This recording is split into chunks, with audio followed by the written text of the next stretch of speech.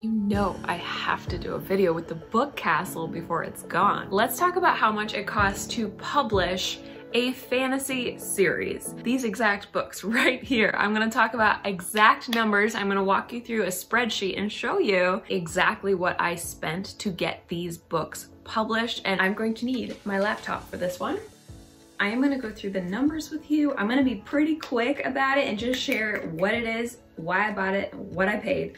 But I do have a tiny bit of like tea, I guess is the word, story time about one thing that was a very large expense that I shouldn't have had to have, but we'll get to it, we'll get to it. All right, so it started back in October of 2018 when I first hired a cover designer. I hired a company called 8 Little Pages that no longer exists. We'll get into more on that in a minute, but I started out doing a down payment, which was $587.34. So I was paying for 4 covers, but the down payment was half.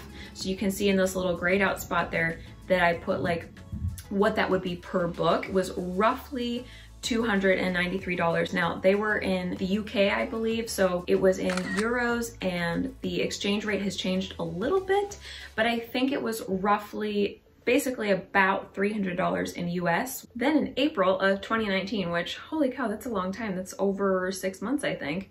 I hired, well, I probably hired my editor sooner, but I paid my editor the first down payment for The Stolen Kingdom, which was $305.46. May 2019, a month later, I paid my editor the second payment, which was the same amount. And in July 2019, I filed a copyright for The Stolen Kingdom, which was $55. Also in July 2019, I bought ISBN numbers and I did the pack of 10. You can get like 1 or 10 or 100. And so I decided to go for the 10, which was $295 for all 10. But of course you got to break that down. So it's roughly $29.50 for each book. Let's just say it's $30 roughly for each book. And you don't have to use them on ebooks anymore, which is so nice. So I use them for paperbacks and for hardcovers, 2 ISBN numbers per book in the Stolen Kingdom series. So it's roughly $60 actually, not 30, but we'll say 30 per ISBN used. So then I published in August. So then we jump right into the Ginny Key, which has its first payment in October of 2019. I hired my editor at the time, which is not a good situation. We won't get into that, but that was $484.80. And then after that, I copyrighted it in December 2019 when the book came out. Okay, I think this is where the tea happens, so let me just explain really briefly. So I think I kind of hinted at this at the beginning, but 8 Little Pages, my cover designer at the time, went bankrupt. They disappeared. I had been trying to reach them. Nothing had been happening. We had finished the 3rd and 4th front cover, but we did not have the spine and the back cover, so the full wrap is what that's called. And I was panicking, you guys, because I was like, where did they go? They fell off the face of the earth. I couldn't reach them. And I very quickly found out, not through them, but through their website and through author friends who were kind of stalking it and were like, hey, did you hear what happened? I found out that they had went bankrupt and shut down and they were just done. They were like, sorry, no more covers for you. This ended up being a good thing actually, but I definitely panicked. And so I've done videos about my book covers. I actually have a whole book cover playlist if you want to check it out. But I have done this video about why book covers change, where I kind of hinted at my reason and I shared some other reasons that are very legitimate. And then I also did this one, which was the evolution of my new covers. But the short version is I was panicking, you guys. I really thought like there's no way that I can continue the covers in the series. So I freaked out and I started talking to my friend Mandy Lynn at Stone Ridge Books who does cover design, and I hired her so fast. I was like, I need you to help me rebrand the series, get a new set of covers, and we need to do it ASAP because I think I'm gonna need it desperately. So that was January 2020. I paid Mandy $95 for a down payment for The Stolen Kingdom to be recovered and redone, and I was gonna kick it off. We were gonna do all 4 books together. We had a plan. Then Mandy's hard drive got wiped. Her business was just thrown through this huge loop. She was like, oh my gosh, I actually can't even work on a cover right now. I'm so sorry. And I was like, no worries at all. I completely understood. And I was like, do what you gotta do. Don't worry about me. I'll be fine. But of course, I was still panicking about my covers in general and not sure what I wanted them to be. So I was doing research. I was looking at comp covers. I was figuring out that actually, I think I wanted a person on the cover because indie books sell better with a person on the cover. And I was learning so much about covers. I was, again, creating a bunch of comp, aka comparison covers, to try to get a really good feel for what I wanted. And I ended up stumbling on this website called 99 Designs, where you could get supposedly 99 designs. Now, I did not get that many. Spoiler, I got closer to, I think, 60 because I chose a very small package. A lot of the designs freaked me out and I was like, oh my gosh, Mandy, I'm so sorry. I made such a huge mistake. I didn't mean to do this. But then some really good ones started coming through. Then this cover came through. This is the cover that I ended up paying for right here, and I paid $304 for this front cover only. That was an expensive front cover, but it ended up being perfect because it ended up helping me to keep the process going without bothering Mandy in a very stressful season of her life. And so it ended up working out really well. So then I did also my first editor payment for The Cursed Hunter, which was to my editor now, Natalia Lee. And it was a small book at the time, so the down payment was very small. It was a $160 down payment.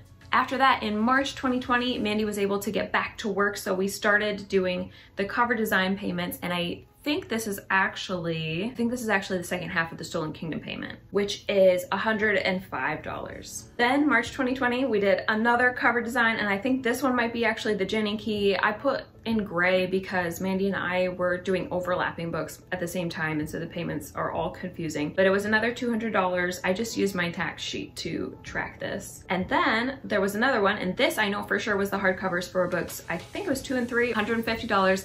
And that was $75 per hardcover. I know that there were 2 hardcovers in there. In May 2020, I paid the second payment to my editor for The Cursed Hunter, which was $231.45. And then June 2020, I paid another cover design payment to fix the original cover. So coming back to that sort of tea time with 8 little pages, Mandy figured out that she could fix the original covers and she could fix them and add the spine and the back cover. So this changed everything because I had had readers asking me and they were so sad. They were like, why are you not keeping the original covers? And I didn't want to be that doom and gloom author who's like, my cover designer went bankrupt and I'm really angry about it. I didn't want to be that. And I also still really love the original covers. They're beautiful. And so I was so excited when Mandy was able to fix them, and she just asked for 50 bucks.